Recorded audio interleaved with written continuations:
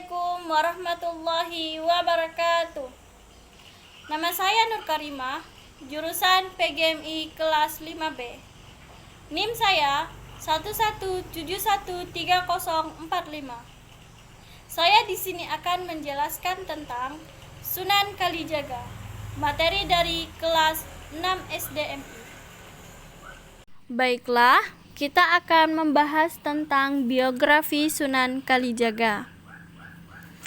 Yang pertama yaitu nama-nama Sunan Kalijaga. Sunan Kalijaga banyak sekali memiliki nama-nama yang lain, seperti Raden Syahid, Lokajaya, Raden Abdurrahman, Pangeran Tuban, Syekh Malaya, dan Ki Dalang Sida Brangti. Nama-nama tersebut memiliki jalinan erat dengan kisah perjalanan hidupnya.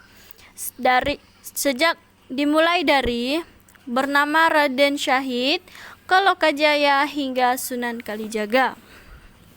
Setelah kita mempelajari tentang nama-nama Sunan Kalijaga, sekarang kita akan membahas tentang silsilah Sunan Kalijaga.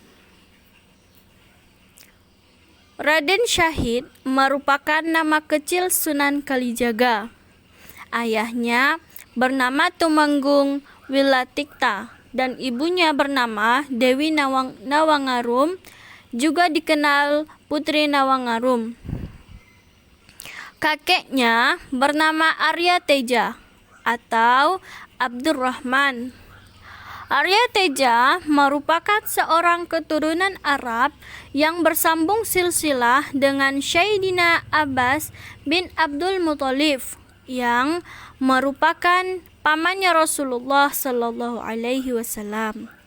Raden Syahid dididik di lingkungan ibunya yang berasal dari keluarga Bupati Tuban yang memiliki pemahaman tentang sastra Jawa yang mahir dalam seni budaya, hingga Sunan Kalijaga berdakwah melalui seni budaya.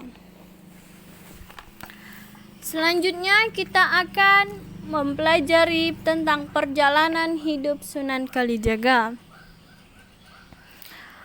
Di usia remaja, Sunan Kalijaga menguasai ilmu bela diri atau ilmu pencak silat.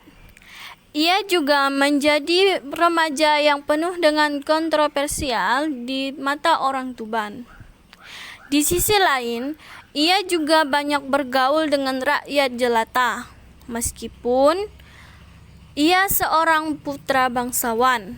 Dengan demikian, ia banyak sekali menyaksikan para pejabat yang melakukan korupsi terhadap rakyat-rakyat jelata, seperti memungut upeti, memungut harta rakyat jelata. Melihat kondisi itu, Sunan Kalijaga melakukan perampokan terhadap para pejabat yang sewenang-wenang atas kekuasaannya. Kemudian, hasil rampokan ia bagikan kepada orang-orang yang membutuhkan. Namun, perbuatan tersebut diketahui oleh ayahnya, hingga ia diusir dari rumahnya dan ia pun tinggal di hutan jati Sari. Orang-orang di sekitarnya mengenalinya dengan julukan Lokajaya. Ketika ia bertemu dengan Sunan Bonang, dan pada saat itu juga Sunan Kalijaga memiliki perubahan drastis. Pertemuan mereka diawali dengan terjadinya ketika Sunan Kalijaga hendak merampas tongkat Sunan Bonang yang berdaun emas. Pada saat itu, Sunan Bonang sangat menyayangkan perbuatan Sunan Kalijaga karena telah membagikan hasil rampokan kepada rakyat jelata. Kemudian Sunan Bonang menasihati Sunan Kalijaga dengan memberikan pepatah seperti bagai berwudu dengan air kencing, yang artinya berbuat baik tetapi dilakukan dengan perbuatan kotor. Kemudian Sunan Bonang menunjukkan kemampuannya dengan mengubah buah aren menjadi emas. Dengan peristiwa itu, Sunan Kalijaga menyesali apa yang telah ia lakukan, serta ia belajar dan berusaha keras menjadi manusia yang agung sehingga ia diangkat menjadi salah satu anggota Wali Songo. Nama Kalijaga dikaitkan dengan cerita perjalanannya yang bersama dengan Syekh Siti Jenar ke beberapa tempat di daerah Jawa, yang mana tempat itu menjadi tempat angker sebagai tempat pemuja dewa. Dengan demikian, perjalanan Sunan Kalijaga dan Syekh Siti Jenar untuk membersihkan tempat-tempat tersebut. Sunan Kalijaga mengawali dakwahnya di wilayah Cirebon di desa Kalijaga untuk mengislamkan penduduk Indramayu dan Pamanukan. Setelah cukup lama berdakwah, Sunan Kalijaga melakukan uzlah atau mengasingkan diri untuk beribadah selama 3 bulan, yaitu di Pulau Upih, Malaka, Malaysia. Kemudian, ia melanjutkan kembali dakwahnya selama menyiarkan Islam di Cirebon, yang mula-mulanya ia menyamar menjadi marbot masjid. Dan di masjid inilah ia bertemu dengan Sunan Gunung Jati. Kemudian menikahi adiknya Sunan Gunung Jati yang bernama Siti Zainab, yang merupakan putri dari Syekh Siti Jenar, atau nama aslinya yaitu Syekh Dato Abdul Jalil. Setelah menikah, ia tampil sebagai seorang dalang yang sangat terkenal dengan julukan Ki Dalang Sida Brangti, Ki Dalang Bengkok, dan Ki Dalang Jenehan. Sunan Kalijaga berkeliling dari satu tempat ke tempat yang lain, dari Pajajaran hingga Majapahit. Sebagai imbalan, warga yang ingin nanggap atau menyaksikan wayang cukup dengan membaca 2 kalimat syahadat, yakni asyhadu an la ilaha illallah wa asyhadu anna Muhammadar Rasulullah, dan tidak dipungut biaya. Selain sebagai dalang, Sunan Kalijaga juga merancang pakaian dan alat-alat pertanian. Sunan Kalijaga wafat pada tahun 1045 Hijriah dan dimakamkan di desa Kadilangu yang berjarak 3 km dari Masjid Agung Demak. Dia merupakan tokoh yang berusia lanjut yang mengalami 3 zaman sekaligus, yakni Majapahit, Demak, Pajang hingga Mataram. Sunan Kalijaga dianggap sebagai pelindung kerajaan Mataram dan menjadi penasihat dalam kebijakan para sultan. Selanjutnya, kita akan membahas tentang peran-peran Sunan Kalijaga dalam mengembangkan Islam di Indonesia. Tentunya kita sudah mengetahui biografi singkat tentang Sunan Kalijaga.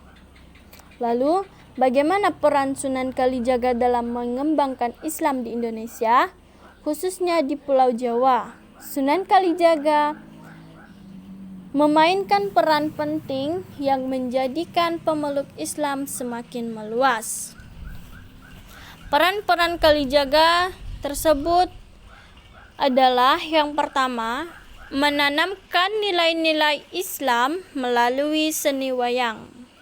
Seperti gambar di atas yang kita lihat, di masa Majapahit, pertunjukan wayang berkaitan dengan kegiatan keagamaan Hindu-Buddha. dan menjadi sarana komunikasi yang efektif dengan masyarakat. Karena itu, Sunan Kalijaga berdakwah melalui pendekatan seni dan kearifan lokal. Yang kedua, merubah tradisi budaya dan kearifan lokal. Tembang atau puisi tradisional Jawa telah dijadikan media dakwah oleh Sunan Kalijaga. Beberapa tembang cukup terkenal di masyarakat Jawa seperti Rumeksa ing wengi tumbeng lir ilir yang memuat ajaran spiritual. Melalui pendekatan kebudayaan dalam wayang, tembang-tembang dan alkulturasi arsitektur masjid, Sunan Kalijaga mampu mendapatkan simpati dan tempat terbaik di hati para pengikutnya. Hal ini membuktikan bahwa proses Islam di Nusantara yang menggabungkan kebudayaan lokal dan Islam sudah berlangsung lama. Dalam pembangunan Masjid Agung Demak, seiring berdirinya Kerajaan Demak tahun 1479 Masehi melibatkan para wali songo. Dalam pembangunan Masjid Agung Demak, seiring berdirinya Kerajaan Demak tahun 1479 Masehi yang melibatkan para wali songo. Sunan Kalijaga adalah tokoh yang ikut terlibat langsung dalam pembangunan Masjid Agung Demak. Selain sebagai tempat ibadah arsitektur, Masjid Demak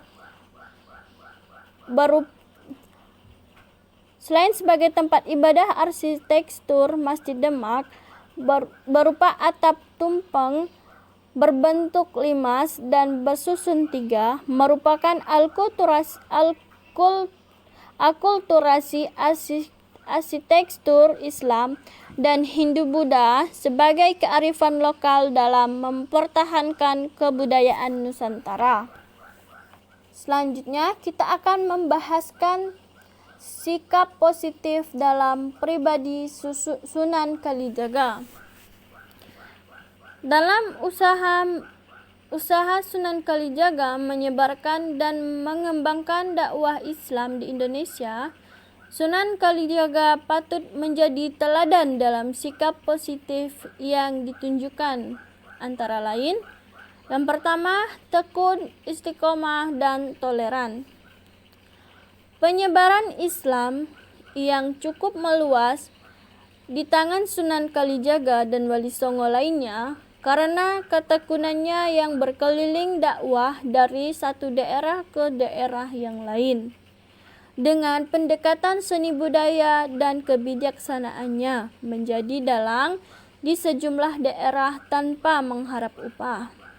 Baginya, ucapan dua kalimat syahadat, asyhadu alla ilaha illallah, dari penanggap wayang merupakan upah yang tak ternilai harganya. Yang kedua, seniman yang kreatif punya banyak ide-ide gagasan. Berbagai peninggalan bersejarah seperti gubah tumbeng, karya suluk, rancangan lakon, wayang kulit, permainan tradisional, formasi alat-alat gamelan, rancangan alat-alat pertanian, dan sumbangsih terhadap ketataan negara yang baik merupakan sikap hidup bernilai positif untuk diteladani. Sosoknya yang menjadi kreator atau perubahan wayang menuangkan ide-ide guna pembangunan Islam yang patut menjadi contoh bagi Muslim Indonesia untuk terus bermotivasi demi kemajuan umat manusia. Dari biografi sampai ke kisah-kisah Sunan Kalijaga tersebut, semoga kita bisa mengambil hikmahnya, mengambil keteladanannya untuk kita jadikan sebagai di kehidupan sehari-hari kita. Mungkin hanya sekian yang bisa saya sampaikan, kurang dan lebihnya saya mohon maaf. Billahi taufiq wal hidayah, waridha wal inayah. Assalamualaikum warahmatullahi wabarakatuh.